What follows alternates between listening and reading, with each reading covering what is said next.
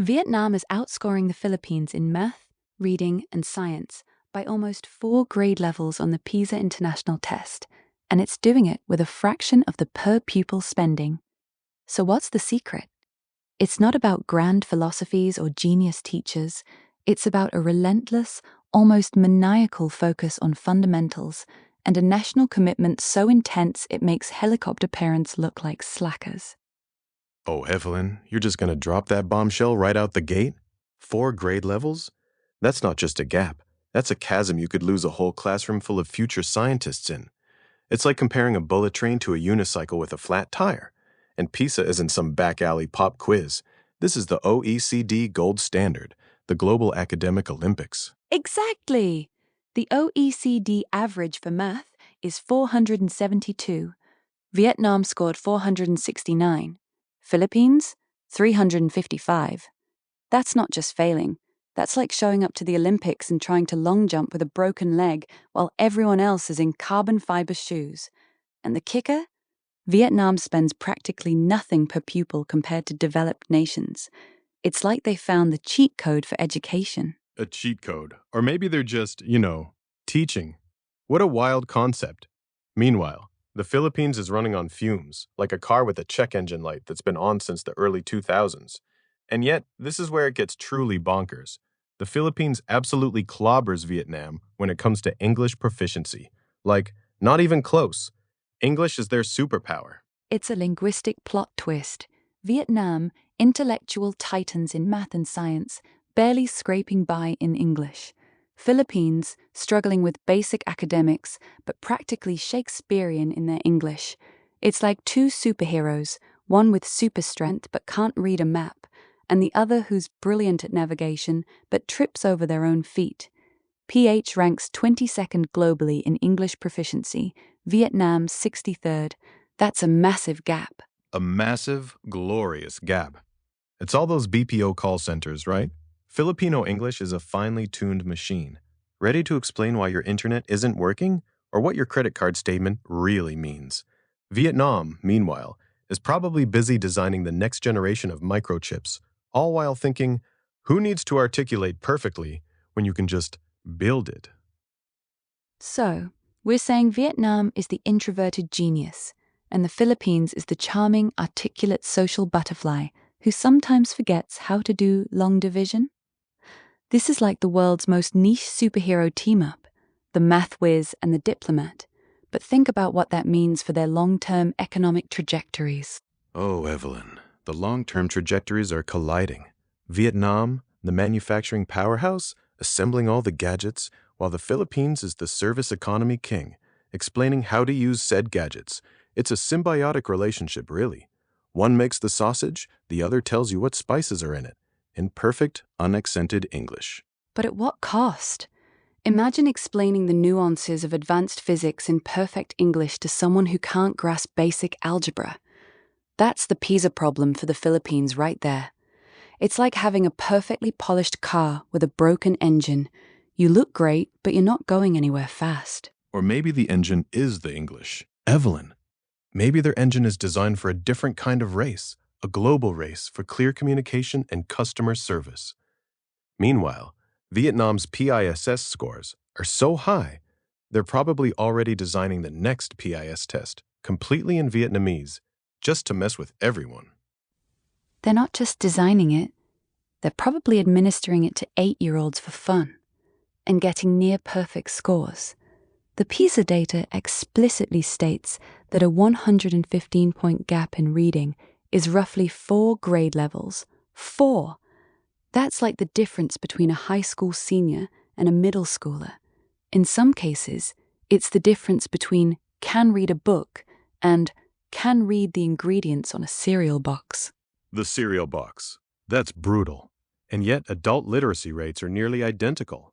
95.8% for Vietnam, 96.6% for the Philippines. So everyone can read the cereal box, but only one country understands the nutritional information in it. It's the difference between functional literacy and analytical literacy. It's like knowing all the words to a song, but having no idea what they mean. It's like knowing all the words to a song, but having no idea what they mean. and then trying to teach someone else how to write a symphony. The gap is staggering, and the analysis says PH ranks third lowest of 81 countries in science. Third lowest. That's a participation trophy if I ever heard one. They're basically saying, you showed up.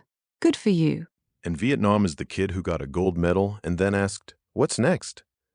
They're probably already applying to MIT, while the Philippines is still trying to figure out which end of the pipette goes into the test tube. It's a foundational issue. You can't build a skyscraper on a sandcastle, no matter how many eloquent speeches you give about the sandcastle's potential. Exactly. It's not just about the numbers. It's about the percentage of kids who achieve functional math literacy, level 2+, in PISA math. Vietnam, 72%. Philippines, 16%. 16%. The OECD average is 69%. So Vietnam is actually above the OECD average in functional math literacy. The Philippines is so far below, they're practically in a different time zone. It's like they're playing a different game entirely. Vietnam is playing chess. The Philippines is playing Connect 4 and losing. And the PISA scores are for 15-year-olds in school, Evelyn. The caveat is that the Philippines has a higher dropout rate, so their scores might actually overstate the national average. It's like saying, our basketball team is pretty good, but we only let the tallest kids play, and half of them quit before the season started. The real picture is probably even more dire. It's a PISA gadatory for the Philippines, trapped in a cycle of underperformance despite all that beautiful English. PISJDRO. I love it. So, Vietnam is effectively cloning a generation of mini Einsteins, while the Philippines is, well, they're really, really good at talking about not being mini Einsteins. And this isn't just about kids. This is about future workforces, innovation, and global competitiveness. It's the difference between building a nation of engineers and a nation of very polite customer service representatives, both valuable but profoundly different paths. It's the ultimate choose your fighter for economic development. Do you want to build a nation of quiet, efficient problem solvers, or a nation of charming, communicative problem explainers? Vietnam chose the former, and the PISA results are basically a giant neon sign saying, we made the right choice for our kind of future. The Philippines is over there like, but can your engineers tell me if my router is plugged in 3 different dialects? And the answer is probably no, but they can build you a new router entirely from scratch in 10 minutes. And then program it to speak every dialect. Don't underestimate the silent geniuses, Max. They're probably already coding an AI to handle all customer service in every language. The Philippines might be winning the English battle now, but Vietnam is playing 5D chess with the future of global communication. They're building the very machines that will eventually replace the English speakers. It's a long game. This isn't just about education, Evelyn. It's about the fundamental societal fabric. Vietnam prioritizes a certain kind of disciplined, academic rigor that clearly pays dividends in standardized tests. The Philippines has, well, they have a lot of heart and really good English. It's like comparing a highly specialized surgical tool to a Swiss Army knife, both useful, but for entirely different operations. Okay, so Vietnam's kids are acing their exams, but let's talk about where they're doing their homework. Are they safe? Because the data on crime and safety paints a picture that's, well, let's just say one country feels like a cozy library, and the other feels like a particularly rowdy bar fight. Oh, we're pivoting from intellectual sparring to actual sparring? I like it. So, Vietnam is the librarian, and the Philippines is the bouncer? The homicide rate is telling here. Vietnam at 1.5 per 100K, the Philippines at 4.4. That's nearly 3 times higher. So you're 3 times more likely to get into a situation in the Philippines. This isn't just a difference. It's a whole different level of maybe don't walk alone at night. 3 times more likely to end up in a true crime podcast. The Numbeo Crime Index, which is based on user perception, so it's how people feel, also favors Vietnam by a wide margin. VN is 38.0, PH is 57.0. Higher means more perceived crime. It's like Vietnam is a quiet, well-lit suburban street, and the Philippines is a dark alley with a "Beware of Thugs" sign flickering ominously. And this is where we have to pause and throw in the caveat, Evelyn. Vietnam's homicide data is from 2011. UNODC hasn't vetted anything more recent, so it could be higher today. But even if it doubled, it would still be lower than the Philippines. It's like saying, sure, the librarian could have a secret fight club in the basement now, but the bouncer is still definitely getting into brawls every weekend. The baseline is just different. Right. Even if their librarian is secretly a black belt, she's still probably not starting fights. Meanwhile, the Philippines is clearly the country where you double-check your pockets and keep your eyes peeled. And it's not just violent crime. Perceived safety is a huge factor in quality of life. Are you constantly looking over your shoulder, or are you just living? Vietnam is living. Philippines is surviving. And this rolls into governance too. Corruption Perceptions Index, CPI, Transparency International. Vietnam scores 40, Philippines scores 33. Higher is better, so Vietnam is perceived as less corrupt. This is where the plot thickens. Vietnam is like the strict principal who runs a tight ship, even if it means no fun. The Philippines is the fun principal who lets everyone do what they want, but the school funds keep disappearing. The fun principal with sticky fingers, and Vietnam's CPI is actually improving from 88th to 81st globally, while the Philippines dropped. So, the strict principal is getting stricter and cleaner. The fun principal is getting, well, less fun and perhaps a bit more misplaced funds as time goes on. It's an ongoing trend. It's like Vietnam is playing a long game of anti-corruption chess, and the Philippines is playing find the missing money under the couch cushions. This doesn't mean Vietnam is perfect, but it suggests a structural difference in how graft is handled or perceived. Perhaps the strict principal just has better hiding spots for their misdeeds. Or, fewer misdeeds. Fewer misdeeds, or they're just better at keeping them quiet, which we'll get to in a minute. But on a superficial level, for the average person, fewer petty bribes, less everyday corruption makes a difference. It's the difference between trying to get a permit in a country where you pay a fee versus a country where you pay a fee and a facilitation fee and a speed-up fee and a don't look at my face fee. The don't look at my face fee is standard in many places, but this goes to the heart of rule of law and government effectiveness. Both countries are below the regional median on the Rule of Law Index, but Vietnam is slightly higher, 0.49 versus 0.46. Government effectiveness, again, Vietnam is slightly ahead, 0.04. It's like Vietnam's government is a slightly more functional rusty machine, while the Philippines is a slightly less functional rusty machine. Neither is a Tesla, but one might get you to your destination with fewer breakdowns. A slightly less functional rusty machine with a bigger don't look at my face fee. So, if you want safety, perceived order, and a generally less corrupt environment, Vietnam seems to be winning. It's the kind of place where you can leave your wallet on the table and expect it to still be there. In the Philippines, you'd probably come back to find the table gone too. And the bouncer explaining that he saw nothing? It's a fundamental difference in daily experience. Vietnam is engineered for order. The Philippines seems to be engineered for a certain kind of chaotic vibrancy, which, while sometimes charming, can also be terrifying. It's like the difference between a meticulously planned garden and a lush, wild jungle. One is predictable, the other is full of surprises, some of which might try to eat you. Full of surprises, like a new hole in your pocket. The UNODC notes about Vietnam's homicide data are crucial, though. That 2011 data point, that's almost ancient history in terms of social metrics. But still, the trend points towards a significant difference. It's like saying, sure, we don't have recent photos of the librarian, but the last one shows her with a tranquil smile, while the bouncer's last photo is a police mugshot. You can infer a lot. You infer a lot, and you probably avoid the bouncer. So, if you're looking for a place where you can let your guard down, and your kids can walk home from their incredibly challenging math class without fear, Vietnam seems like the clear choice.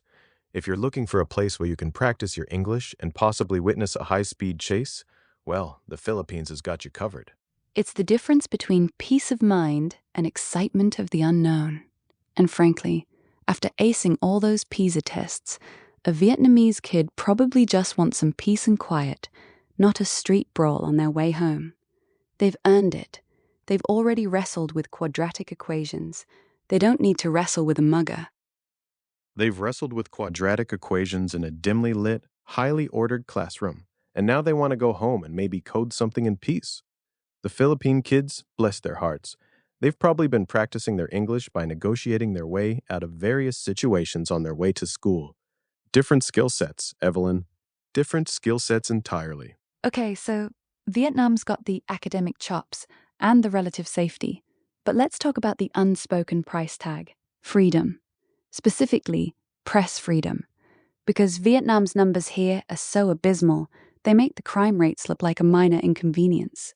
Oh, Evelyn, this is where the strict principle reveals their true colors. Vietnam's Press Freedom Index rank 174 out of 180 countries. 174. That's not just bad. We've basically turned the country into a giant whisper network bad. They are, according to Reporters Without Borders, the fourth biggest jailer of journalists globally. The Philippines, by comparison, is 134th. Still not great, but it's like comparing a black hole to a slightly cloudy day. A black hole to a slightly cloudy day, where sometimes the clouds have knives, because the Philippines, while ranking better, still has a terrifying number of journalist murders, so it's legal press freedoms but dangerous for media workers. Vietnam is just like, don't even think about reporting on us, or you'll be doing math in a cell. The Philippines is like, you can report on us, but you might disappear doing it. Good luck. It's the ultimate governance trade-off, as the analysis puts it. Vietnam delivers order at the cost of liberty.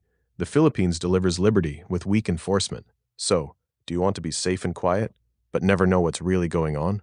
Or do you want to know everything, but risk everything to find it out?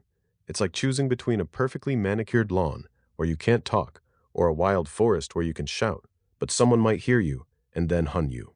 I mean, I'm personally leaning towards the manicured lawn where I can't talk, as long as they provide a stable internet connection. But this is the crucial point. Vietnam's ability to maintain that low crime rate and perceived low corruption might be directly linked to its absolute stranglehold on information. It's hard to report on corruption when you're in jail for trying. It's a very effective strategy. No news is good news. And also, no news means no one can report bad news. It's a silencing tactic so effective it makes library fines look like a suggestion. Meanwhile, the Philippines is a cacophony of dissenting voices, which is healthy, but also, as you said, sometimes the clouds have knives. It's a dangerous cacophony. Dangerous cacophony. I'm picturing a mosh pit where everyone's trying to shout into microphones, and occasionally one of the microphones gets used as a weapon. This really puts the CPI scores into perspective. Is Vietnam less corrupt, or are they just really, really good at making sure no one reports on the corruption? It's like asking if a tree falling in a forest makes a sound if there's no journalist there to hear it. The tree falls, the journalist gets jailed, and then the tree is replaced with a propaganda poster about how strong the timber industry is. That's the Vietnam model. It's efficient, it's clean, no messy reports, no public outcry, just quiet, math-oriented compliance. You want your kids to score high on PISA? Great. Don't ask too many questions about how that happened. So, the high PISA scores, the low crime rate, the clean corruption index, it's all built on a foundation of don't ask, don't tell, and definitely don't write. It's the ultimate ignorance is bliss nation state. You'll be safe, educated, and completely unaware of what your government is actually doing. It's like living in a perfectly functioning machine, but you're not allowed to look at the engine, or even know it's there. It's a black box, a highly efficient, PISA score-generating, crime-free black box. And the Philippines is the opposite. It's a transparent box, but it's full of cobwebs, and occasionally, a very confused, very aggressive spider. You see all the flaws, you hear all the complaints, but at least you know. At least you have a chance to complain back, even if it might get you into trouble. A chance to complain back, but also a chance to be murdered. It's a tough sell. So, what's the right answer? Do you trade absolute freedom of information for absolute order? Or do you embrace the chaos in the name of transparency, knowing that chaos sometimes eats people? It's a philosophical dilemma wrapped in a spreadsheet. A philosophical dilemma that keeps Transparency International and Reporters Without Borders very, very busy. I mean, if I'm a foreign investor, do I want the predictable, silent, efficient black box or the loud, transparent, occasionally violent box? It depends on my risk tolerance and my ethical compass. And if I just want to relax and not worry about what's happening, Vietnam probably sounds pretty good until I try to find out what actually happened. Until you try to find out what happened, and suddenly your internet connection goes out and you can't report it. It's a chilling thought. This really complicates the Vietnam wins narrative. Sure, they win on almost every objective metric, but there's a cost that's not easily quantifiable on a spreadsheet. The cost of a silenced voice, the cost of an untold story. The cost of a story told only by the government. It's like getting all your news from the company newsletter. Sure, it's efficient, but you know you're not getting the full picture. Meanwhile, the Philippines is like getting your news from 100 different yelling people on a street corner, some of whom are clearly making things up, but at least you have options. Dangerous, confusing options. And sometimes those yelling people are the ones who just got out of jail, or were just attacked for yelling too loudly. It's a messy, messy picture. So if you value the ability to call out injustice, the Philippines, despite its dangers, theoretically offers that. If you value not seeing injustice because it's so effectively suppressed, then Vietnam is your place. It's like choosing between a headache from too much noise or a headache from the silent, creeping dread of what you don't know. And I thought our education discussion was bleak. This is a whole other level of, do you want the red pill or the blue pill? Except in this case, both pills come with potential, severe side effects. The liberty with weak enforcement versus order at the cost of liberty truly is the central, dramatic tension here. It's the philosophical fight club of Southeast Asia, and both countries are throwing haymakers, just with different gloves on. All right, so we've covered the brain power and the existential dread of governance. Let's talk about actually living in these places. Life expectancy. Vietnam, 75 years. Philippines, 70. 5 extra years of life for the average Vietnamese person. That's a huge lead. 5 years to enjoy that low crime rate and ponder what the government isn't telling you. 5 extra years to finally perfect that PISA math score, maybe. Or just to generally exist in a slightly less stressful environment. Infant mortality, Vietnam, 12.1 per thousand. Philippines, 21.6, almost double. So, if you're a baby in the Philippines, you're literally playing a higher stakes game of life from day one. It's like the universe is saying, welcome to the world. Now try not to fall off the tightrope. And Vietnam's almost universal health insurance coverage, 93% of the population, versus 56% in the Philippines. It's not just about living longer. It's about better odds of surviving childhood and having access to healthcare when you need it. Vietnam is like the heavily padded bouncy castle for life, while the Philippines is more of a trampoline with a few springs missing. A trampoline with springs missing and maybe some broken glass around the edges. This isn't just a slight difference. This is a foundational advantage in human well-being, and it circles back to governance, right? A government that prioritizes public health, maternal and child care, and widespread insurance. It's not sexy, but it saves lives and extends them. It's not sexy, but it means fewer funeral expenses and more productive citizens. Speaking of which, demographics. The Philippines is the younger, faster-growing population, median age 26 versus Vietnam's 33. The Philippines has more babies, higher fertility rate, 2.65 births per woman versus Vietnam's 1.96. This means a larger future labor supply for the Philippines, but also massive pressure on schools, jobs, infrastructure. So the Philippines is the energetic, slightly chaotic teenager of the two, bursting with potential but also in desperate need of a bigger allowance and maybe some adult supervision. Vietnam is the slightly older, more settled millennial, reaching its peak earning years, but starting to think about retirement. Different life stages entirely. One is still growing the pie. The other is trying to divide it efficiently. And Vietnam is already approaching the demographic transition where growth slows. The Philippines is still mid-transition, which means that demographic dividend could be huge if they can educate and employ all those young people. Otherwise, it's a ticking time bomb of underemployed, eloquent English speakers with no math skills. A ticking time bomb. That's a brilliant image. All that youthful energy, all that untapped potential, and nowhere for it to go. It's like having a dozen highly enthusiastic puppies in a very small apartment. Adorable, but potentially destructive. Meanwhile, Vietnam is like one well-behaved, slightly older dog. Very calm, very predictable, knows all its tricks. And can probably solve a Rubik's Cube. The Quality of Life Index, Numbeo, slightly favors Vietnam too, 113 versus 99. Cost of Living Index also favors Vietnam, 33 versus 38. Higher is more expensive. So, not only do you live longer, you live cheaper in Vietnam. It's like they're offering a buy one life, get 5 years free, and everything is on sale deal. It's the ultimate life hack. You get to live longer, and your money stretches further. It's like Vietnam is the value brand of nation-states. The Philippines is like the boutique brand that charges extra for the vibe, even if the product itself is a bit rough around the edges. Even the healthcare index is slightly higher for Vietnam, 67 versus 65. It's subtle, but it's another tick in the overall wellness column. And the pollution index. Higher means more polluted. Vietnam is 79. Philippines is 73. So, the air quality is actually slightly better in the Philippines, which is 1 point for them, but both are in the moderate high range, so it's not like one is pristine and the other is a smog factory.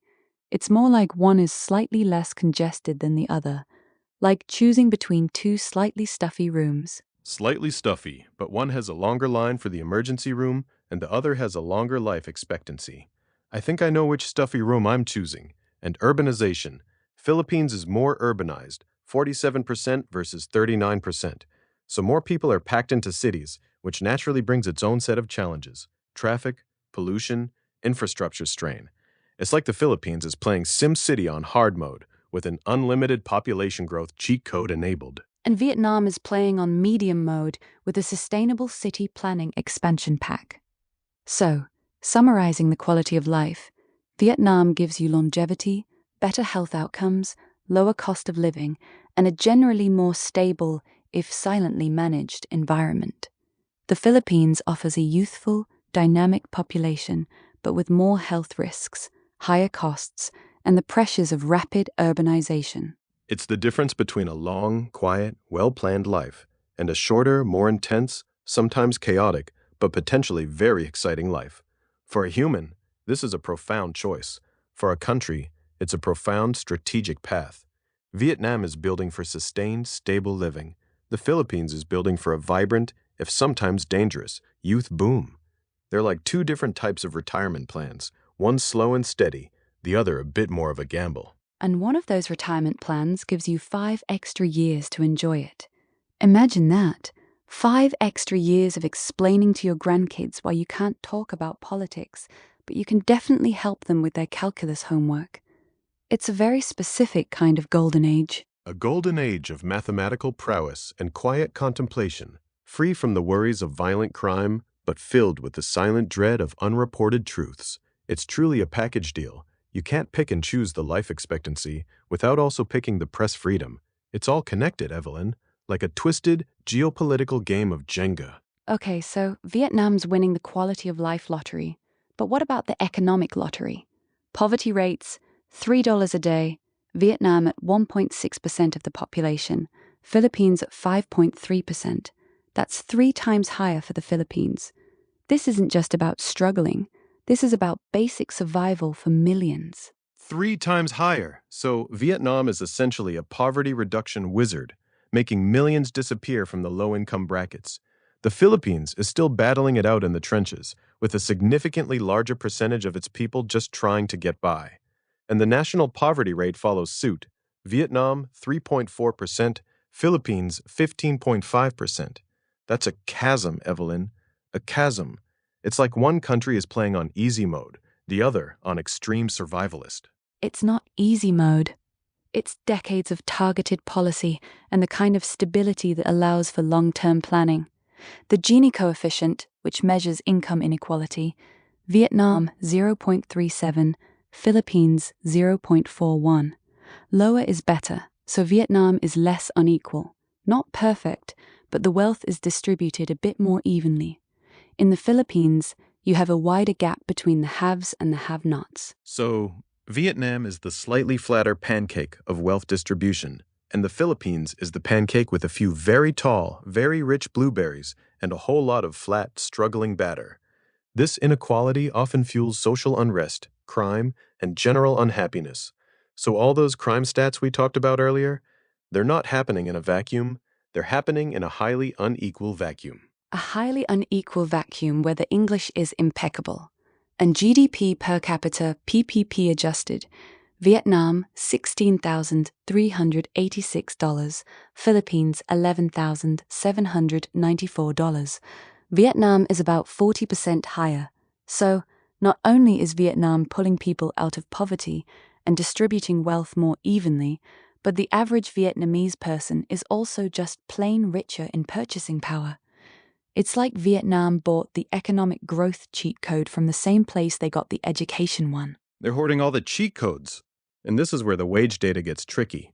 Average monthly salary is roughly comparable, around $315 to $325, but the minimum wage in top regions is higher in the Philippines, $300 versus $200 in Vietnam. So, ostensibly, a minimum wage worker in Metro Manila earns more than one in Hanoi, HCMC. But then you remember the cost of living. You remember the electricity costs. $0.21 per kilowatt high in the Philippines versus $0.08 in Vietnam. That higher minimum wage gets eaten alive by utilities and general cost of living. It's a cruel mirage. It's like getting a raise, but then finding out your landlord also got a raise, and your grocery store, and your utility company. You're running faster just to stay in the same place. You're running faster, speaking beautiful English, and still losing the race against basic expenses. That's the Philippine experience right there. The higher minimum wage is a band-aid on a gaping wound of high costs. It's like giving someone a fancy new hat while their house is on fire. Sure, they look great, but the fundamental problem is still raging. And then there's the unemployment rate. Vietnam, 2.0%. Philippines, 4.3%. So twice as high. But the real kicker is underemployment. Vietnam, 3.0%. Philippines, 13.4%. That's a massive vulnerability. Almost 1 in 7 employed Filipinos want more work than they can get. It's like everyone has a job, but they're all part-time gigs where they mostly scroll on their phones, or explain how to reset a router, but only for an hour a day. A 13.4% underemployment rate? That's not just a statistic, that's a silent scream. It means a huge chunk of the workforce is basically saying, I'm here, I'm working, but I'm not really contributing meaningfully, and I'm definitely not making enough money. It's like a national shrug. Yeah, I have a job. It's fine, I guess. This is where that youthful, fast-growing population becomes a liability, not an asset. They're all young, energetic, and bored. They're young, energetic, bored, and perfectly fluent in English, just waiting for the right full-time opportunity to explain their dissatisfaction. And inflation rates are comparable, so it's not a huge factor. But public debt. Vietnam, 31.3% of GDP. Philippines, 56.6%. Vietnam is materially less leveraged. They're not just growing their economy, they're doing it responsibly, without racking up massive credit card bills. So Vietnam is the fiscally responsible adult who saved for retirement, and the Philippines is the one who took out a second mortgage to pay for a really impressive English tutor. It's different approaches to national finance. One is building a strong, conservative foundation. The other is relying on its charm and potential while racking up debt. It's like the Philippines is saying, don't worry, we'll charm our way out of debt with our excellent English skills, while Vietnam is just quietly paying its bills on time, every time. with its PISA-level math. So, in almost every economic indicator, Vietnam is showing a stronger, more equitable, and more sustainable path. Poverty, inequality, per capita wealth, employment quality, and fiscal responsibility all lean heavily towards Vietnam. So the higher minimum wage in the Philippines? It's a red herring, a distraction from the fact that life is just objectively harder for the average person there. It's like a carnival barker saying, "Come on in, the wages are great." And then you get inside and realize the games are rigged, and the electricity costs 3 times as much. Vietnam is just quietly building the carnival that actually works, with affordable popcorn and well-maintained rides. And everyone is good at math. And no one is getting mugged on the way to the popcorn stand. It really is a stark contrast. The Philippine dream seems to be earn a bit more, but pay way more for everything, and maybe get a job where you're perpetually bored. The Vietnamese dream is earn enough, keep more of it, live longer, and then impress everyone with your stellar quantitative reasoning skills. The choice seems pretty clear for economic stability. It's the ultimate slow and steady wins the race versus sprint really hard, look good doing it, but maybe trip near the finish line scenario. The data doesn't lie, Evelyn. Vietnam is building a robust economic machine, piece by well-calculated piece, while the Philippines is trying to talk its way into prosperity. And while charming, that strategy has its limits, especially when your utility bill is astronomical. So, Vietnam's got the economic fundamentals locked down, the education on point, and a relatively safe environment, even if it's a bit too quiet. But none of that means anything if you can't, say, stream Netflix without it buffering every 5 seconds. Let's talk infrastructure, specifically internet speed. Vietnam's fixed broadband speed, 261.8 megabits per second. Philippines, 95.0 megabits per second. Vietnam is practically flying. Vietnam is in the global top 10 for fixed broadband. Top 10! The Philippines is trailing like a forgotten luggage cart. This is not just a speed difference. This is a productivity gap. This is the difference between working from home efficiently and screaming at your router. And mobile internet? Same story. VN 134 megabits per second, PH 60 megabits per second. Vietnam is not just building, it's digitally building. They're making the internet faster for everyone, presumably so they can download more complex math textbooks in milliseconds. They're probably live streaming their PISA prep classes in 8K resolution, while the Philippines is still trying to load a single GIF. Household fiber penetration, Vietnam 85%, Philippines 35%. 85%, that means almost every home in Vietnam has lightning-fast internet. The Philippines is still clinging to dial-up's slightly faster cousin. It's like Vietnam is living in the year 2030 and the Philippines is stuck in 2005. And the cost of that amazing internet? In Da Nang, it's $8.50 a month for 60 plus megabits per second. Cebu City, $25. Vietnam is first cheapest broadband in SE Asia. It's a double whammy. First cheapest and fastest. It's like Vietnam found the unicorn of internet service. Philippines? It's like they're paying a premium for a slower, less reliable horse. This isn't just about streaming cat videos. This is about digital literacy, e-commerce, remote work, education access. This is a fundamental building block of a modern economy. Vietnam's got the gold-plated fiber optic cable. The Philippines has string and 2 cans. 2 cans? And one of them keeps dropping the signal. And then we get to residential electricity. Vietnam $0.080 per kilowatt hour. Philippines $210 per kilowatt hour. The Philippines is 2.6 times more expensive. It's among ASEAN's highest. This is a massive structural drag. Everything costs more. Cooling your home, charging your phone, running a business. It's like the Philippines built its entire economy on a very, very expensive battery. An expensive, inefficient battery that drains your wallet faster than you can say brownout.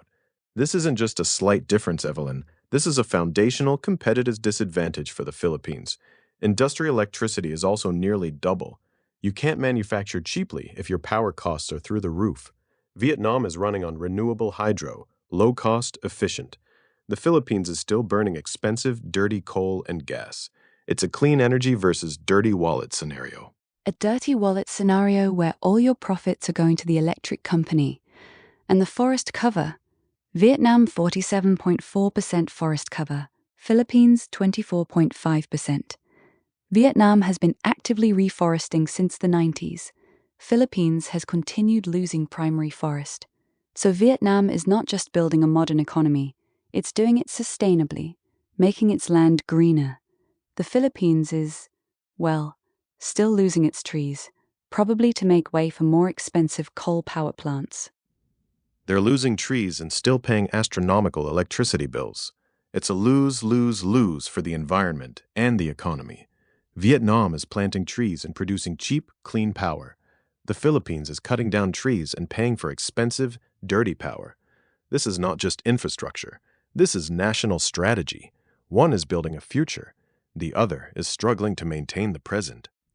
It's like Vietnam is meticulously planning its garden for future generations, while the Philippines is desperately trying to keep the weeds from taking over its rapidly diminishing patch of green.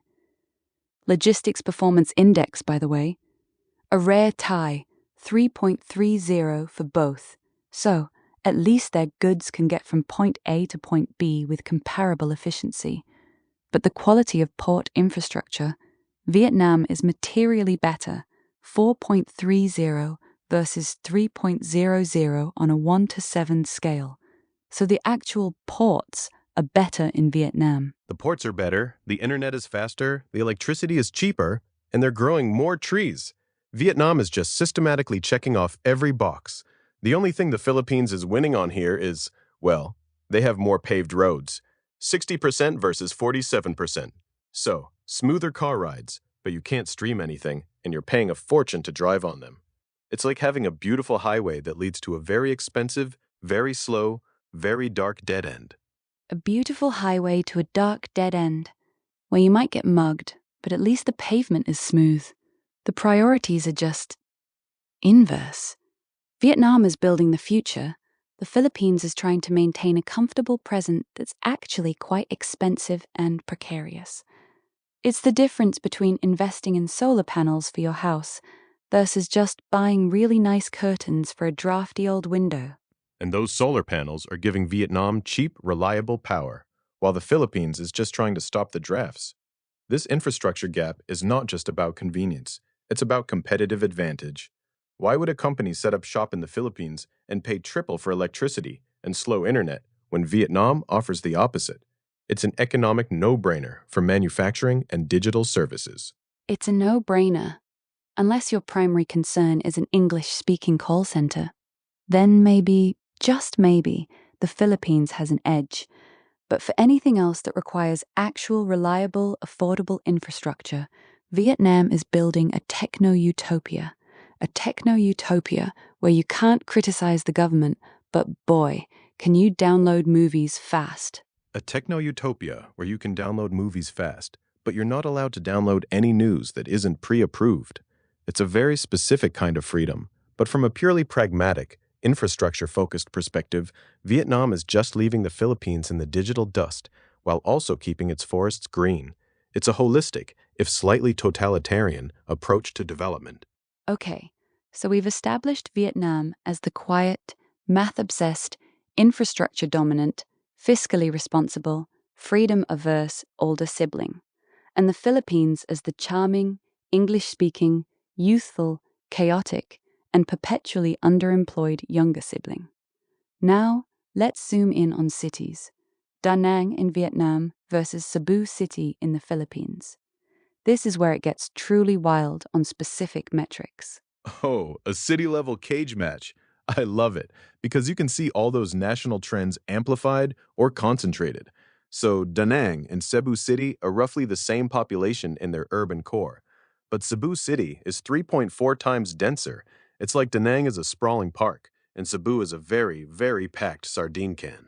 A very, very packed sardine can with worse air quality. Cebu City typically has PM 2.5 levels, double the WH guideline, while Da Nang is closer to the limit. The air you breathe in Cebu City is just objectively worse. It's like breathing through a dirty sock compared to a slightly less dirty sock in Da Nang. Plus, Da Nang has a distinct rainy, dry season. Cebu is warm year-round, which sounds nice until you realize it's just relentlessly warm and humid. Relentlessly warm, humid, and full of dense, polluted air. Not exactly a selling point for long-term health, but here's the real kicker. Cost of living. Numbeo data for a single person excluding rent. Da Nang, $426. Cebu City, $555. That's a huge difference. Rent for a one-bedroom in the city center? Da Nang, $380. Cebu, $480. It's almost 25 to 30% cheaper to live a comparable lifestyle in Da Nang. It's like Da Nang is on a permanent everything must go sale. A permanent sale where your electricity is also a third of the price and your internet is blazing fast and pennies on the dollar. So, that minimum wage advantage in the Philippines, gone, vanishes in a puff of smoke blown away by the wind, probably carrying some of that Cebu City PM 2.5 with it. A meal at an inexpensive restaurant, Da Nang $2, Cebu City $4. Domestic beer, Da Nang $0, 80 cents, Cebu $1.50.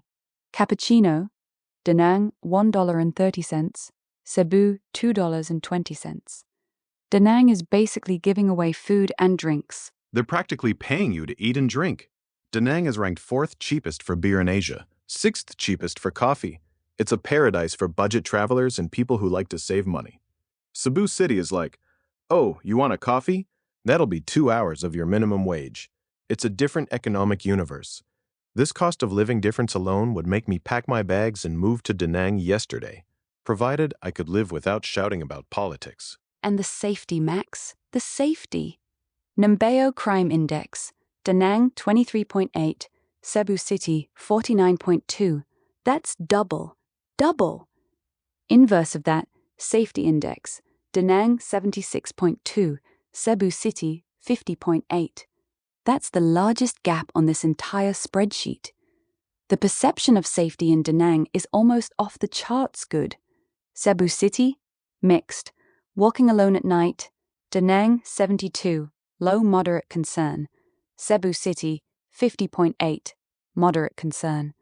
But violent crime worries, Da Nang 12.7, Cebu City 51.0, 4 times higher in Cebu. 4 times! That's not just the gap, it's a canyon of fear. A canyon of fear, with very expensive electricity.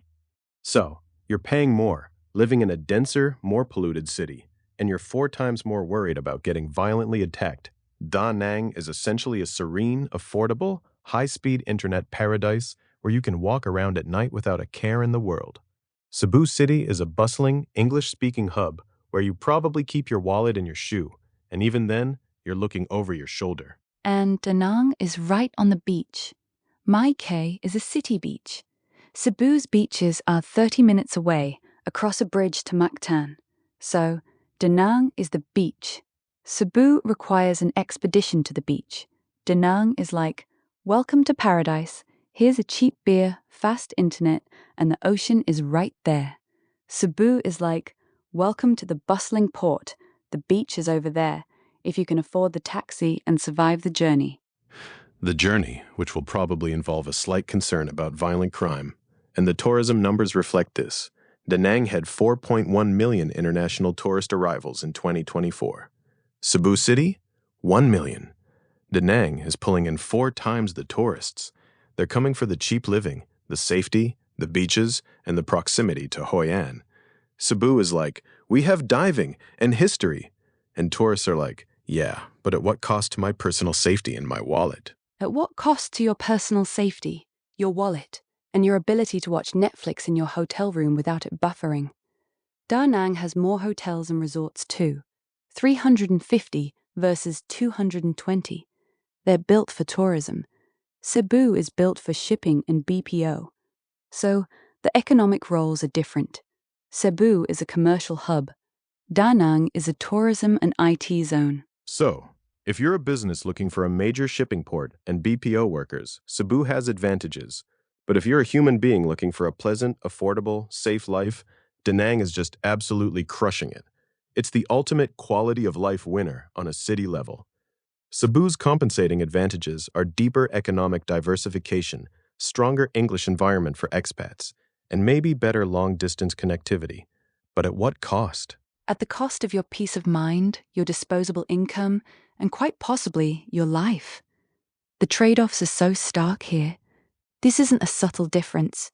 This is a giant neon-lit sign saying, choose Da Nang for your actual life. Choose Cebu if you really, really need someone to answer your call in perfect English, while also potentially getting mugged after work. It's like Da Nang is the carefully constructed, meticulously maintained, beautiful theme park of life, and Cebu City is the bustling, exciting, but slightly dangerous and overpriced downtown carnival. Both have their appeal, but one is clearly more survivable long-term. It's the ultimate choice between serene stability and vibrant chaos, and the data is screaming for serene stability. Screaming for serene stability, but only in Vietnamese, because no one is allowed to scream in English. It's just too much. The gap in safety, the cost of living, it makes all the other arguments about youthful demographics and daily rasama should be just seem trivial in the face of daily reality. I mean, you can't enjoy your youthful exuberance if you're constantly worried about getting robbed after buying an overpriced cappuccino. Exactly. You can't enjoy your youth if you're working 13.4% underemployed and paying 21 cents per capta's charges. It's an exhausting proposition. Da Nang really does present itself as an almost utopian alternative if you're willing to trade the ability to complain loudly for cheap beer and no fear, and maybe learn a little math. So, we started with Vietnam's academic dominance, particularly those PISA scores that make the Philippines look like they're still learning to tie their shoes. Math, reading, science, Vietnam just casually outperforming OECD averages. Meanwhile, the Philippines is fluent in English, which is great for ordering expensive coffee, but not so much for, basic physics. Right, the math whiz versus the chatty extrovert. And then we moved into the truly grim stuff, crime. Vietnam is the safe, quiet library, and the Philippines is the rowdy bar with an unverified homicide rate that's 3 times higher. And the corruption index, where Vietnam is the strict, cleaner principal, and the Philippines is the fun principal with the perpetually misplaced school funds. And the ultimate governance trade-off. Vietnam, total order at the cost of liberty, with press freedom that ranks 174th out of 180 countries. Philippines, liberty with weak enforcement, meaning you can report, but you might also be murdered for it. It's like choosing between a gilded cage and a very dangerous jungle gym. A very dangerous jungle gym with excellent English instruction. And then we got to quality of life. Vietnam gives you 5 extra years of life, significantly lower infant mortality, and nearly universal health insurance. The Philippines gives you a younger, faster-growing population that puts immense pressure on everything else, and a much higher chance of dying as an infant. It's a demographic ticking time bomb, wrapped in a blanket of high utility bills. A ticking time bomb that's underemployed. And speaking of money, Vietnam is crushing it on poverty reduction, lower inequality, higher GDP per capita. Philippines has a higher minimum wage, but it's a cruel mirage because everything costs more, especially that astronomically priced electricity. And 13.4% underemployment. It's like working a part-time job just to pay for your power bill, and you still can't afford Netflix. You can't afford Netflix because the internet is also significantly slower and more expensive. Vietnam is top 10 globally for broadband. Philippines is still trying to load a GIF. Vietnam is reforesting, building cheap, clean hydropower. Philippines is losing trees and burning coal. It's a complete infrastructure mismatch, Evelyn. Vietnam is building for the 22nd century. The Philippines is trying to update its fax machine. And then we compared cities. Da Nang versus Cebu City. Da Nang is cheaper, safer, on the beach, and has way more tourists. Cebu City is denser, more polluted, 4 times more likely to experience violent crime, and everything costs more, especially beer. It's like comparing a meticulously planned resort town to a chaotic, overpriced port city where you need to guard your wallet with your life. Guard your wallet with your life while explaining to a tourist in perfect English why their internet won't load. So, in summary, Vietnam is the quiet, highly educated, safe, cheap, infrastructure-rich, fiscally responsible, authoritarian light powerhouse. The Philippines is the charming, English-speaking, youthful, chaotic, expensive, unequal, slightly dangerous, and perpetually underperforming cousin. Basically, if you want to ace a test, live a long, cheap, safe life, and not complain about anything, go to Vietnam. If you want to articulate your dissatisfaction eloquently, deal with high prices and crime, and generally live life on hard mode, the Philippines is waiting. Send this to someone who needs to choose wisely.